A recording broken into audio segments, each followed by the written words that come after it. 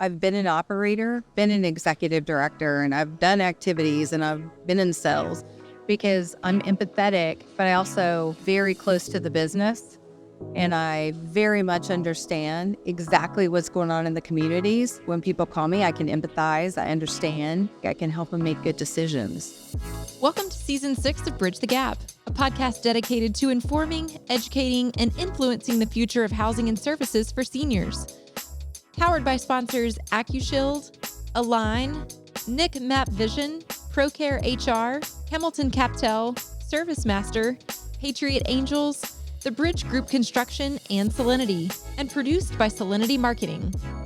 Welcome to Bridge the Gap Podcast, the senior living podcast with Josh and Lucas here at a very energetic, exciting NIC conference here in the fall of 2023 in Chicago. And we have a great friend, an ambassador, and an absolute success story back on the show. Welcome, Traci Taylor-Roberts, president at Sodalis. Welcome to the show. Thank you. So good to see you again, and it's a pleasure to have you back on. It's been a couple of years, and you know what? Your story has changed a little bit. Some things have happened. It's been busy, that's for sure. It has been busy.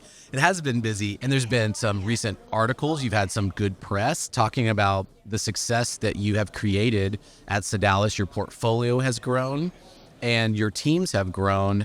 And for Josh and I personally, we've been able to become close with you because you're also a Bridge the Gap ambassador. And there's a really special thing that you're doing at your company that's helping drive your success, and that's really loving your people. Do you want to tell our audience more about that? Oh, it's my favorite topic to talk about. I'm just a big proponent on loving people, not just appreciating them. So I always tell people, a couple of years ago, we were giving out cards for people that were working overtime. We'll give you a gift card and it wasn't working. I actually looked up the word appreciation in the dictionary. I learned it's a business transaction. You do something for me and then I'll give you a gift to tell you thank you. And I thought, that's not where we're at in the world anymore. People need to be loved. And some people have never been shown love. So how am I going to ask them to go the extra mile or love a resident if they themselves have not felt that? I had to change my thinking and figure out what that meant. And so when I realized talking to frontline staff, they're working 3 jobs. They're not around their children. They can't afford Christmas gifts. So I thought, all right, I'm going to love my employees by loving not just them, but their whole entire family. We buy Christmas gifts for every employee's child. And we don't give just like a gift, like a blanket gift that we send out. These little people fill out a want list and we go shop individually for every single child. We do Easter baskets and Halloween baskets, got backpacks for every employee's child and fill them with all their school supplies. The reason that we do that is because we want to show love, but it also makes our staff members and team members superheroes. They get to go home with the best backpacks, all these Christmas gifts. People don't know that the company bought that. They think their mom and dad bought that. That to me is impactful and it's meaningful. And those things are important, and we started a non-for-profit so we can help people with rent, car payments, those type of things. And the thing is, there is no rule or guideline. Like you have to work for us a certain time or you've got to stay employed a certain time. My theory is, what I do is on my soul. When I give a gift, that becomes on their soul. So I'm going to give it. And if you choose not to work here tomorrow, that's okay. It doesn't have anything to do with the fact that I love you. There's no expectation for anything in return. I contribute a lot of that to the success of the company. Wow. So that is really touching. That's inspirational. The phrase that comes to mind when I hear you say that is love in action. Because I think a lot of times you hear people saying, we just need to love people. How do you do that? And, one of the things I would love to pick your brain on is, as you are growing, obviously you embrace this within you. And I know you kind of at a personal level, and I know that's who you are. So you can't be anything but that. From a scalability of that, it sounds like this is carried down at the community level, and you have a lot of administrators, a growing list of executives. How do you find someone that emulates and shares your heart and your passion at the community level? Because obviously you can't be in every community all the time. So what are some of your secrets that you use to kind of recruit to that? Well, we don't really recruit people from the outside. We don't hire from the outside. Two of my regional directors of operations right now, my newest ones, one was the life engagement director when we took over their building, and the other one was a brand new health and wellness director that had been with us for 2 weeks. And so we made them executive directors, and then we made them regional directors of operation. And they have the heart, the same heart, the compassion, the love, but they're very good operators. But that's one small part. And the other part is they just overflow with love and ethics and morals. And my theory is I like to promote from within, so I keep the culture intact.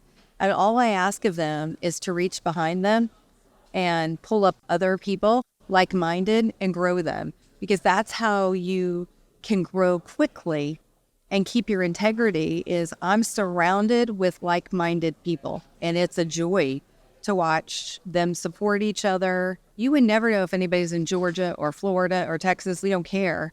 Everybody is extremely close. Brought on 13 buildings that had a very different culture. And immediately we immersed them into ours. And so very quickly, they're, sending text messages and Teams messages about, we've never worked for a company like this before. We never had people cheerlead and support us and stuff. I just think the whole world needs that right now. And the bottom line shows that that works. I mean, we're not just culturally solid.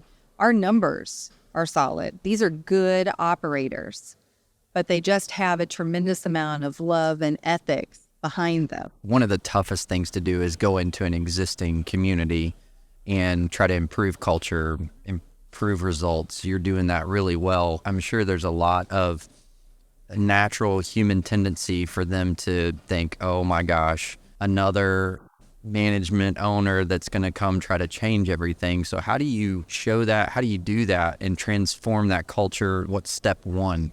I go personally to all the meetings of all the new buildings. This last one, my regional director of operations, her name is Sade Freeman. She was in an acquisition with us 2 years ago, sat in the audience and listened just like anybody. And now she's a regional director of operations. I spoke to the staff and to all the residents about who I am and how I operate, gave them all my cell phone number, my personal cell phone number, to everybody.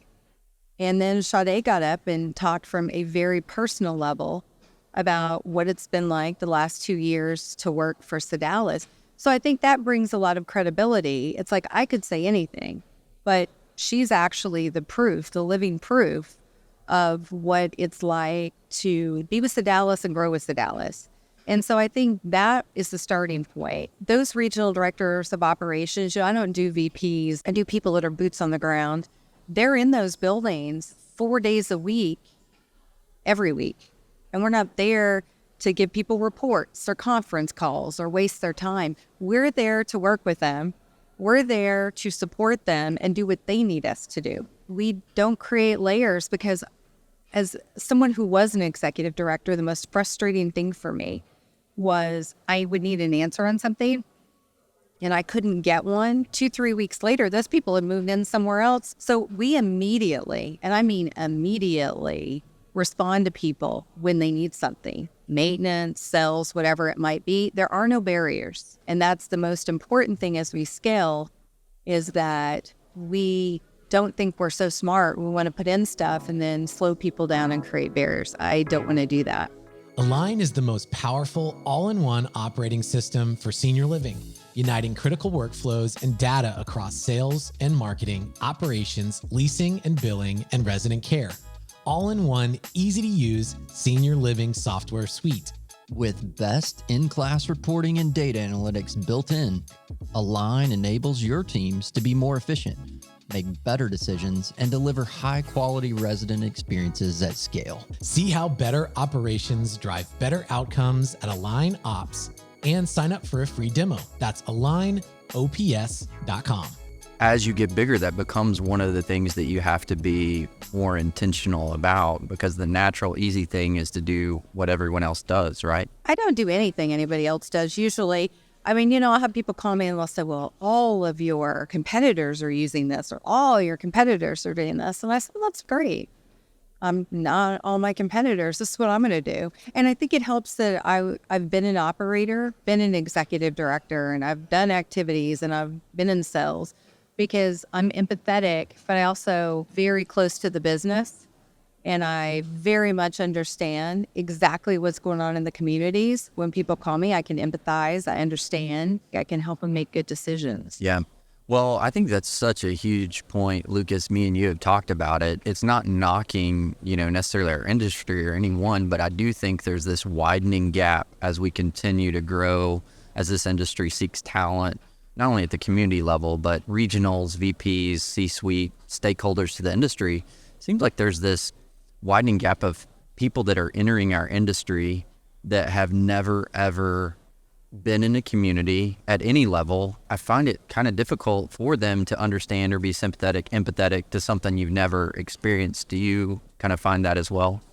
I do. And I think the other thing, the bigger your organization becomes, the less that you are. Your best leaders are absolutely thrilled to be a servant.